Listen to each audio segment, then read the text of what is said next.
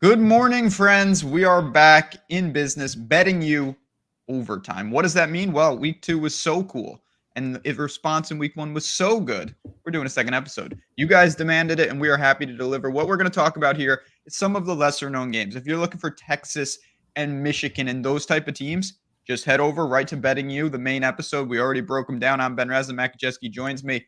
Here we're going to get into East Carolina, Florida International, Pittsburgh, Cincy, games like that.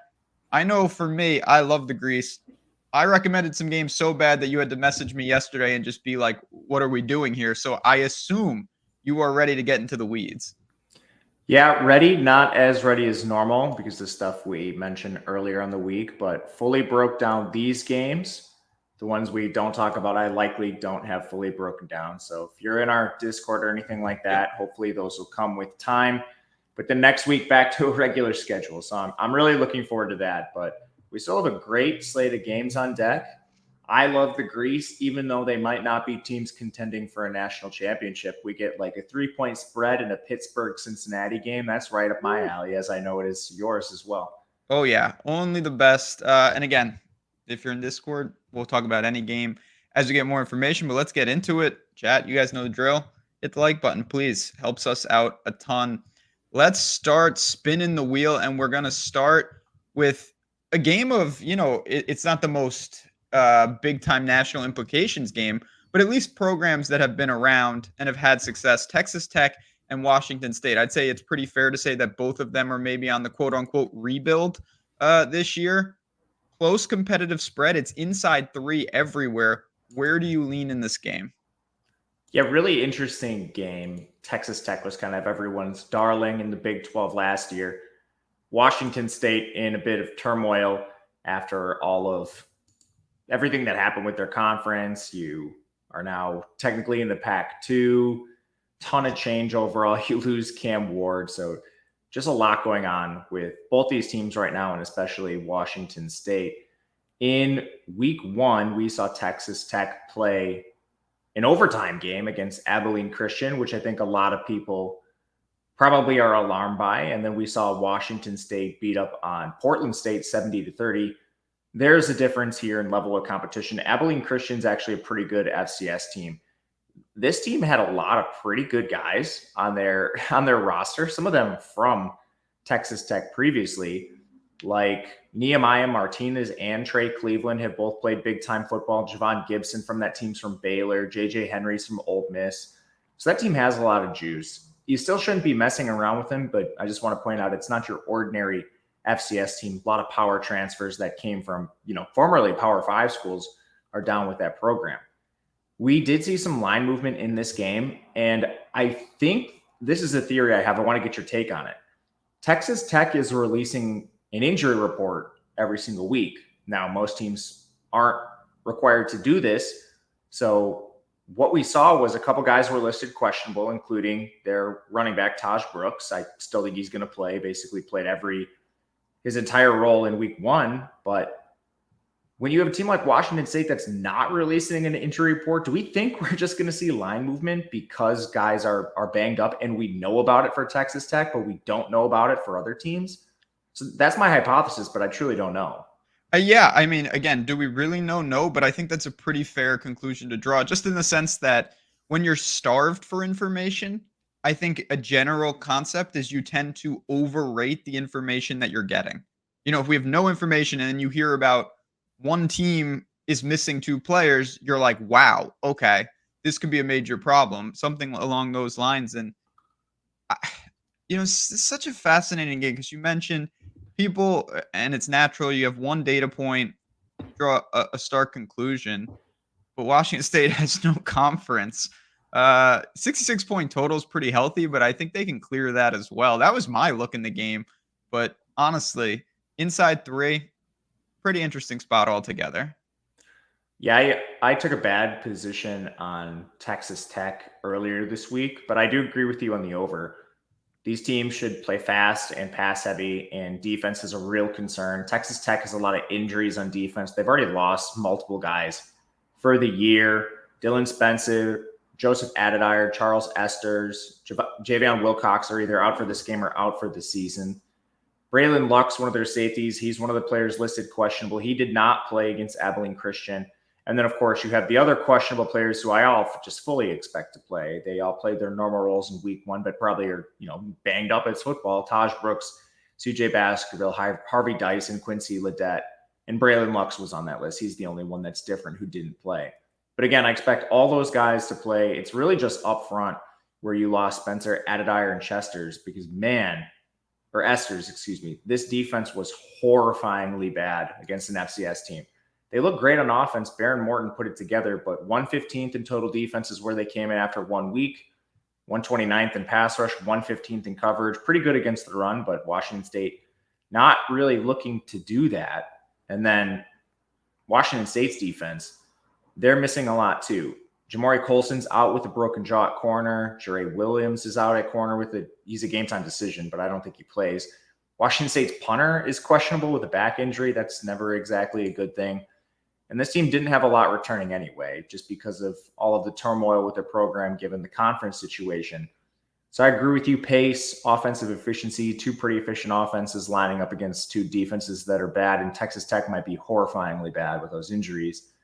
I think we do see points. If you maybe pick a side, it would still be Texas Tech. I think we're just maybe looking at a trend to watch for future weeks. Like, I don't know if we should be playing Texas Tech early in the week with them listing injury reports now.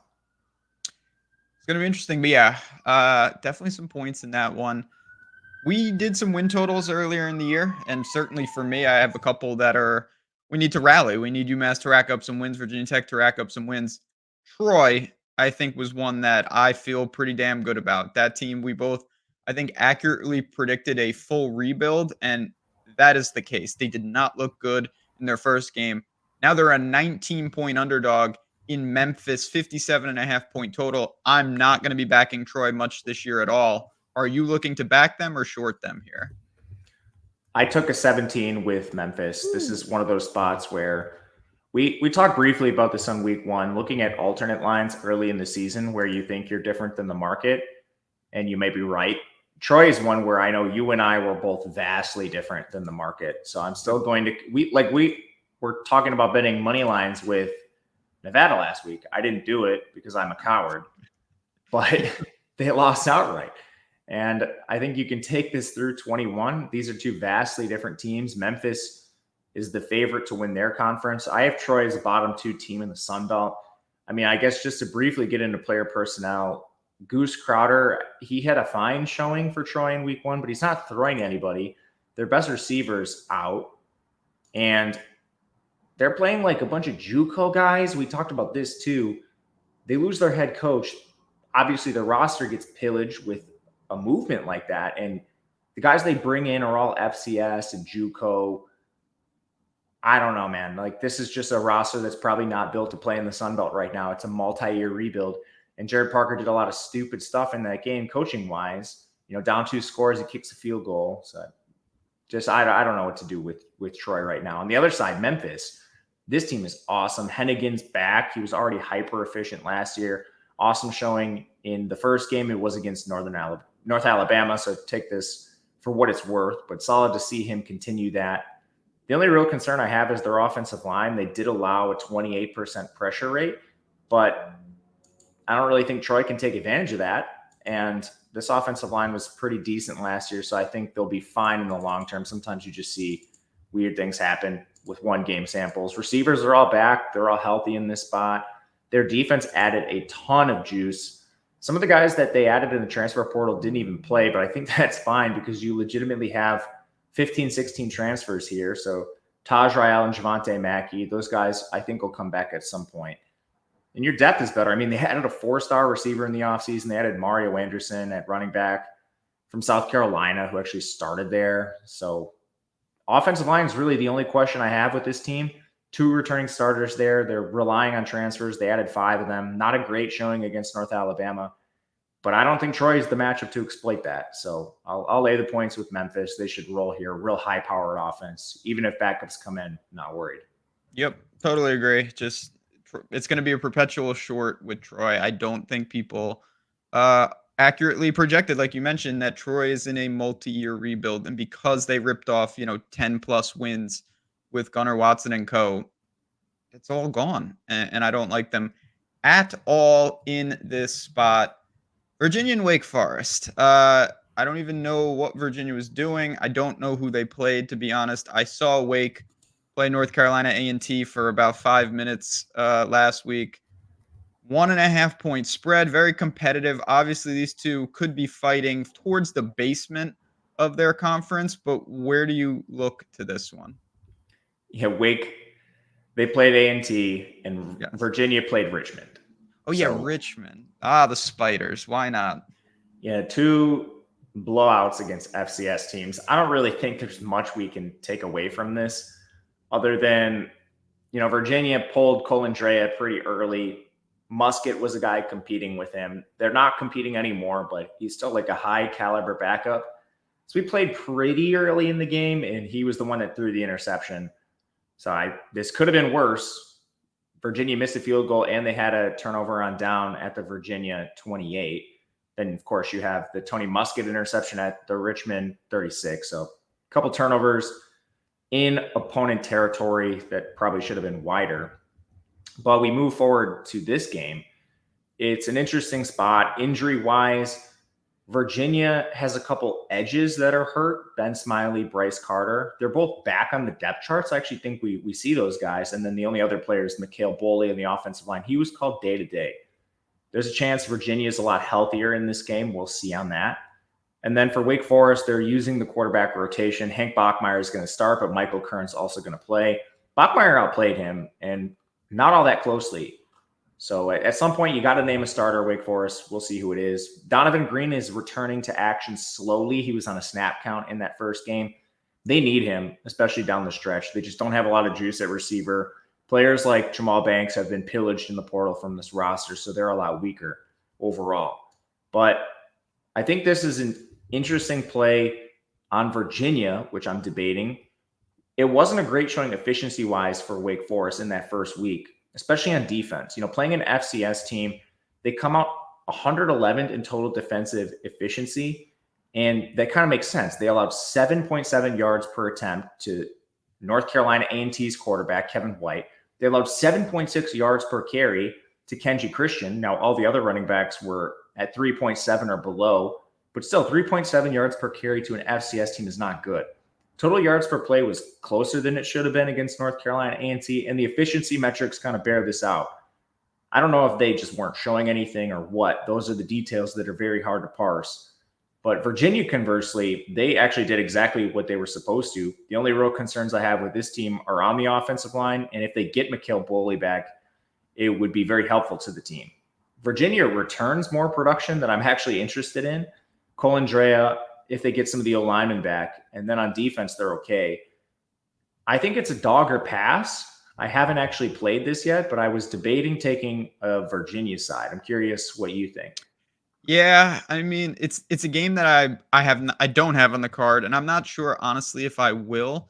I'm not gonna bet Wake Forest. I'm a little, I don't know, not bitter, but there's no threes out there or anything. Like it's gonna be to me either like a slight money, take like plus 100, plus 110 on the money line for Virginia, or just kind of call it a day. It seems like a toss-up game. If you want to give me slight plus money, I'm fine with that. I don't really know. I'm not gonna say Colandrea guy, but I think Virginia's working with some pieces at least. I'll say that much. I agree. And Wake Forest, they're going to run that slow mesh offense. It's not, they call it slow mesh because of the delayed handoff, but they actually played fast. They were already 24.7 seconds per play, which is above average. Virginia's above average in pace too. I think Wake Forest might have an atrocious defense. Virginia, I don't have them power rated as a good defense, but they were missing some players. So that's more of a question. But I think you could also look over if you can find it below like a 58. I was seeing 56 and a half this morning. Pace will be there. I don't think Wake Forest has a good defense, and I'm definitely not sold that Virginia does either. So that would be the other position to potentially consider. I have not taken it. Now we're getting real in the depths. This is a good game, though. One worth talking about in some circles. And that would be East Carolina and Old Dominion. 2.5 point spread. It's pushing 3. East Carolina is the favorite. Old Dominion, not sure about that team. Talk to me about these two. These are pretty down there. I like this game. I think Yeah, East me too. Carolina is vastly improved. Old Dominion, this team, I mean, it's kind of 2 straight years where they've replaced everybody and somehow gotten it together. I guess coaching is something that needs to be talked about with Old Dominion because they're at a talent deficit every single year. It's pretty wild. But they played a close game against South Carolina. Everyone saw it. They actually outgained them on a yards per play basis. But basically, a quarter of their yards came on one broken pass play where Old Dominion had a 72-yard pass to Isaiah Page. So, I mean, you never want to play the game where you remove plays. This is what it would have looked like. But Old Dominion had a horrifying offensive showing outside of that one pass play on a broken coverage for South Carolina. Now, South Carolina had woes of their own, their inability to move the ball offensively. I think that says more about them than it does about ODU's defense, which still has concerns. They were pillaged in the portal. We've already mentioned a few guys on the show that are on other teams. And Jason Henderson is still hurt. He didn't even play 50% of the snaps in week 1 in a highly competitive game against South Carolina. He's their best defender. If he's healthy, he's going to break some NCAA tackling records this year. He's not healthy, and I don't know how many snaps he's going to play. It's a huge concern for me with this defense. On the other side, we don't have as many injuries. Jacob Sacra didn't play on the offensive line for ECU, but that might be performance. You don't have great reporting for some of these G5 teams. They added some transfers. He was a starter last year, but I think the transfers might have just beaten him out. Chase Soule, the quote on him, their receiver, was nearing return. So there's a chance we do see him. From an efficiency perspective, East Carolina did exactly what they were supposed to against Norfolk. So you love to see no blips in the box score. But Old Dominion was outside the top 100 in every single efficiency category except receiving. And again, they had a 72-yard touchdown. They come in 81st there. And total defense, they come in 98th. So, I mean, this ECU team, which is rebuilt and has a lot of juice considering what they did in the transfer portal, they go out and they get Jake Garcia. Behind him, they have Caden Hauser. You added a 4-star receiver, Yannick Smith. He immediately started for this team. Love that. You upgrade at other spots with like Winston Wright, and now maybe you're getting Chase Soule back. Your offensive line should be better because you're taking a former starter from last year and benching him for transfers. And then your defense, you had 10 guys with experience back, and you went out and you added 6 transfers. They showed out very well in their first game against an FCS team, albeit, but I don't think Old Dominion has any offense. Old Dominion's offensive line, this is an egregious stat. They allowed a pressure on 40.4% of their dropbacks. And this was a problem for their last year. They were bottom 4 or 5 offensive line. They didn't get any better. 40% pressure rate. My goodness. I'm on ECU the whole way. I was very lucky to take them at +1, but I would bet this through like a -3 on the other side towards ECU. Yeah, and you can still find that. I have that on the screen right now. I'm with you, Pirates. Let's get it done. And yeah, you mentioned him. Last thing I'll say, like, Jason Henderson's not a normal key piece of a defense. Like, he is as good as any defender out there. He just happens to play for Old Dominion. So he's not out there or limited. That's a big problem. We're getting to the game of the all games in just a second. I do want to mention, though, as we talked about right at the top, if you are not in Discord, if you're not in the Insider Marketplace, checking out all the content creators we have, missing out. Give it a look. If you love college football, you've got me or Matt, so many different options. We would both love to have you as part of our Discords or just more involved. Like I said, it's always a great time with football starting. Just some really, really cool opportunities to be part of communities that love this type of stuff. You get extra bets, extra content, get access. The links are below. Come on in, be part of the Odd Shopper community. We'd love to have you in the marketplace and involved. Now, let's get to it. I, like an idiot, suggested that we talk about this game. And now we have to talk about it because it's on the list. And that would be Central Michigan and Florida International. This is where it gets real dangerous. Now I'm waiting. I'm going to full disclosure. I like Florida International in this game, but it feels like I actually might get a 7 at this point because society is definitely against me. And there's probably reasons for that. You would know more than me at this point. You dug into these rosters mercifully. This is real greasy. It's real greasy, but I do think there's a lesson here. And right off the bat, I don't have anything in this game right away. but there is a pretty strong chance I play this at kickoff, and it's because of injuries on both sides. There's a lot of players that could be out, but reporting is really bad for any school in the MAC, and Florida International, despite being in the heart of Florida, does not have fantastic reporting. Generally speaking, you'll get some sort of availability before kickoff. Guys not dressed is typically what you'll hear, and Central Michigan does generally put one of those out. So what we got in their first game is no Burt Emanuel, so they turned to the Iowa failure Joe Labas. Looks like Peyton Manning against Central Connecticut. I highly doubt he looks like that against FIU. Marion Lukes didn't play their starting tailback. Fortunately, they have two of those, so not the biggest deal. And Tyson Davis, who projects to be a top receiver, at the very least for this team, didn't play either. I have no idea if any of those guys are going to play for Central Michigan. You won't know till kickoff. What we do know for FIU is that their starting linebacker, Reggie Peterson, retired after week 1. And Rocky Beers, who was probably their most dynamic pass catcher at tight end, at least early in that game, he left with a hamstring injury against Indiana and didn't return. We don't know.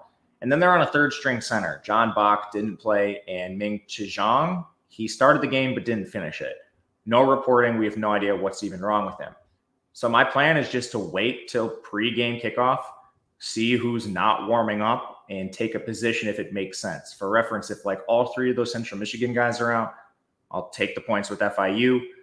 If they all return and FIU has a lot of these guys out, then I'll probably honestly stay away. I don't want to be laying like a 7-point spread with Central Michigan, but there's a big lesson. You'll get these in a lot of G5 games. Injury reporting is horrific, and if you're on top of it and if you're paying attention during the middle of the day and your computer, your phone are near you, you can make very actionable plays through the day. So that's probably just my only take on the game.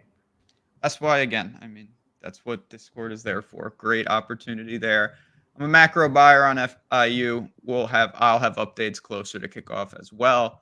One of the good spots for me last week that we both kind of liked was Kennesaw State. Interesting team. They looked like they were truly not ready for the limelight of this type of level of football, of FBS football. They were down 21-3, and then they came all the way back, and they almost won. Spread's bouncing around here, but they're still north of 2 touchdowns against Louisiana at home. They play that really methodical triple option attack. Are we sticking with my Owls, or is Louisiana any good? Because I have no read on where they fall. I think we might have gotten a little lucky last week. Good. I didn't even take it, so I guess I wasn't lucky. I should have taken it. Missed a cover by being a coward again. But Kennesaw State surprisingly changed their offense a little bit. Like, I didn't even realize because I didn't watch the game. They were at 25 seconds per play, which is, if you were to extrapolate that last year, would be like 50 to 60th. And they passed 44% of the time. And that game was close. The score looks like it kind of got out of hand. All that happened late. Kennesaw was in position to maybe win that game late in the second half, and then it fell apart towards the end. But 44% pass rate is not what I expected from Kennesaw. And I have a lot of questions if they're going to do this moving forward, because I still don't buy their quarterback. He completed 50% of his passes, 1 touchdown, 1 turnover-worthy play, not ideal. I think he can run a little bit, but the offensive line is so bad that they limited him to 1.1 yards per carry. And that's because they had a 35% pressure rate. That was against UTSA. Louisiana, I think, is a team of a similar caliber, so they should be able to get after the quarterback a little bit there. And then on defense, Kennesaw was not great, especially against the pass. Where they excelled, I guess, was against the run. 28th overall, but UTSA didn't really try to do that. So I don't know. I am a little more questioning of Kennesaw than I was coming into the year. They're just not doing what they thought they would do. Louisiana, I think you know exactly what they're getting. They're kind of just bringing back the same exact team they had last year. They have so many returning starters. So I think we can anticipate they're pretty good. I would have a lot of interest in Kennesaw if you told me they were running the offense we saw last year, but I don't know that we'll see that. So it's kind of a stay away from me at this point.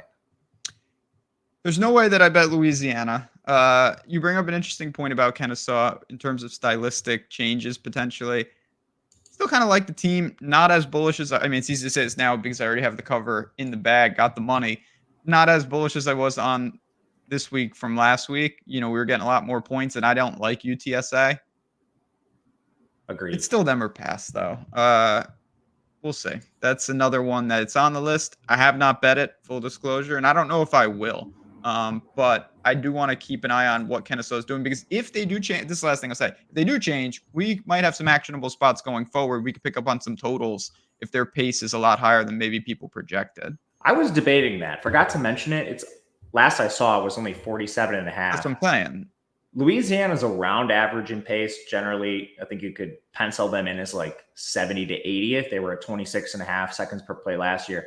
But their pass rate's fine. They were at 45%. For some reason, they passed 57.5% against Grambling in week 1, which was interesting. But I don't think Kennesaw is going to have a fantastic defense. They played even faster than Louisiana and passed 45% of the time. And that could be twofold, like working against you. You can have your defense on the field a lot more if your offense stalls, or you can score quickly. Pace of play is just very good for points overall. And we need to look into the over a little bit more with Kennesaw playing a weird offense. But yeah, I guess that's probably the take, over a pass right now. Going to do some more work on that. Oregon State, the other, rejected team across the country, takes on San Diego State, there was some weird things happening in that game. I'm not a big San Diego State guy. 5.5 point spread, 6 point spread, depending on where you look. We know that Oregon State was another team that got a huge makeover with Michigan State, taking a lot of players, obviously, including their coach. What is going on? This is a weird game. Really weird game. You mentioned it, 2 teams in complete rebuild. Oregon State, I think it's going to be an offense similar to what we saw last year, just super slow, really run heavy. They obviously showed basically nothing in their first game against Idaho State, but that's probably what they're going to do again. They were at nearly 32 seconds per play, which would be like bottom 3, and then they passed 19% of the time. Obviously, those are exaggerated because of the opponent, but I think it gives us a glimpse into what they want to do. The bigger change is San Diego State, who goes to Sean Lewis. He was the offensive coordinator for Colorado for the beginning part of last year before Deion fired him. They play extremely fast, extremely pass heavy. In their first game, they were already at 23.5 seconds per play, which would be top 20, 45% pass rate. And again, they won 45-14. That probably jumps a little bit above 50% in more competitive games and certainly negative game script. I think that team is worse than what we saw on the field too. They had 2 defensive touchdowns against Texas A&M Commerce. So I don't know. I'm not really buying that team. Missed a field goal. Special teams are a question. They also could have scored a couple times in the red zone where they messed up. So I at least got to mention that. But that's a really weak opponent either way. Coming into the year, we just look at their team. It's basically a full rebuild with this new roster they have coming in. They're basically built to play an offense that kind of looks like Oregon State. And now they're in year 1 of this like air raid up-tempo style scheme. You're starting a true freshman at quarterback, Danny O'Neal. The book is not written on him. We just have no idea. I would bet against Mountain West freshman quarterbacks in new schemes. I don't think their offensive firepower is particularly strong. They already lost one of their running backs to a high ankle sprain, Keenan Christian. They're turning to a guy from the MAC, our old friend Marquez Cooper. They only have 2 returning starters on defense. Neither of them started this game. So you're relying entirely on transfers and guys that somehow beat out those starters, even though they're on the roster from last year. So I don't know, a lot of questions. And then on Oregon State, I think you're just dealing with a higher level of talent, even though they're rebuilding. Your recruiting classes are much better. Your transfers are much better. You have like legitimate players in this offense. Darius Clemens is expected to return. He's the Michigan transfer at receiver. On defense, I think Olu Omatosho is going to come back on the edge. That's their biggest concern because they had no returning starters in their front 7. But fortunately for them, they're playing a team that wants to run like an air raid style offense. So being better in the secondary kind of behooves you in this matchup. I was really surprised to see this under 7 solely from a talent perspective, just the difference in level of player these 2 teams have on their roster. And then what we saw in the first week, I think it's a lot of fraudulence from San Diego State with the defensive scores and whatnot. And I mean, it's not like we can take much from Oregon State's game over Idaho State either, but I'll fall back on the original power ratings, the original level of talent from the preseason with these 2 rosters and back Oregon State. Yeah, enough. San Diego State, you mentioned. I actually like that if you're going to do it, just do it. And get this kid some reps. You have nothing to play for anyway. And we'll see. I'm not a big believer in any of this, but why not? It's better than trying to like hedge your bets to get to like a random bowl game. Go 2-10 and move on with your life. And let's see what happens. But yeah, Oregon State still, even with all their problems, I think they're in a little better spot. These are two teams that we had pretty strong takes on late in the season, or excuse me, early in the season in the win totals, which was Pittsburgh and Cincinnati. Not really high on either of them, but somebody does in fact have to win this game. It's a 2-point spread. You know these teams really well, and you've talked about obviously Pittsburgh, big scheme change in their own right. What do you make of this one? The initial spread was around a pick 'em, and it was certainly an overreaction to Pitt demolishing perhaps the worst team in the FBS, Kent State. And Cincinnati played Towson, so not really much to see there. 38-20, I think you could argue most people just looking at the box score would have expected that to be wider. But Cincinnati missed a field goal. They fumbled on their own 41. They had 3 turnovers in the game. Just a little bit sloppy from Cincinnati, but I do think they're the better roster overall. First and foremost, they are getting back Dante Corleone for this game. He was cleared and he missed their first game. He, to my knowledge, has not, perhaps he's been like conditioning on his own, but he certainly hasn't been practicing. I do think he's eased into this game. But with that said, he's a huge addition and basically will be their entire defensive line. So if you can get any snaps out of him, it's certainly better than what you had. They had severe defensive line concerns heading into the season because of injuries. They lost Jalen Hunt out for the year, Micah Coleman out for the year. So getting back Corleone is just extremely important. They also might be getting back Philip Wilder on the offensive line. He's their right tackle. Didn't play last week. He was questionable, but I don't even think this is a huge deal. Cincinnati had 6 guys that returned with starting experience because of injuries last year. So you just threw in another starter, and their offensive line actually came out very well in the efficiency metrics after that first week. Pitt, I have some real concerns with too. Conversely, not like Dante Corleone comes back for Cincinnati. Pitt has an entirely rebuilt defensive line. They got pillaged in the transfer portal. Dion's dissing you, taking your players. They also lost Nate Temple and Bam Burma for the season on the defensive line. So they're starting a whole bunch of nothing there. And yeah, they look great against Kent State. But honestly, you dive into their efficiency metrics, it's not as good as you think. They were still 115th in pass rushing efficiency. This takes into consideration your opponent and what you did on a per snap basis. So yeah, like Kent State had a lot of errors. Pitt didn't necessarily cause those. They just have a bunch of bozos playing football on the field. So I think a lot of people just get things misconstrued with Pitt. A lot of changes here. You mentioned the offensive change. They go from this power-heavy run game to an air raid under Eli Holstein. Looked great against Kent State, but he had 3 turnover-worthy plays, only 1 interception. 3 turnover-worthy plays against Kent State is concerning. His O-line, I think, is a concern. 24% pressure rate allowed. They came in 78th in pass blocking, 91st in run blocking. We know Cincinnati is going to pound the ball on offense. Sorsby's solid, but their offensive line is one of the better ones in the conference. It's by far their better unit. So I think Cincinnati can just control game, use Sorsby when needed with Xavier Henderson, run the ball behind this offensive line. And the strength of their defense was already the secondary. Now getting Corleone back, if you can play serviceable run defense and pass rush, I do think you're getting Pitt at a spot where they're overrated coming off that Kent State beatdown. Just a lot of questions with Pitt overall. Or Pittsburgh. Yeah, you can listen. You can get this inside 3. You don't have to lay any crazy juice, anything. It's on the screen, of course. Just go to the Odd Shopper live odds screen. You can always just shop it right there. Quick and easy. Look at that. 8 games up, 8 games down. I might bet Auburn, full disclosure. Don't know about that, though. We got to look into Cal a little more. If you have questions on any of this, Matt_Gajeski at JazzRazBets. We're on Twitter. Again, we're both in the marketplace.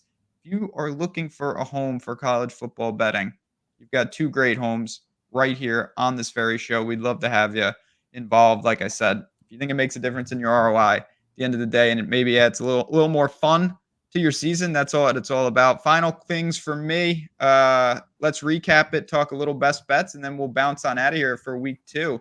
What are your spots of the greasy games? East Carolina seems like it's going to be up there. Any other ones?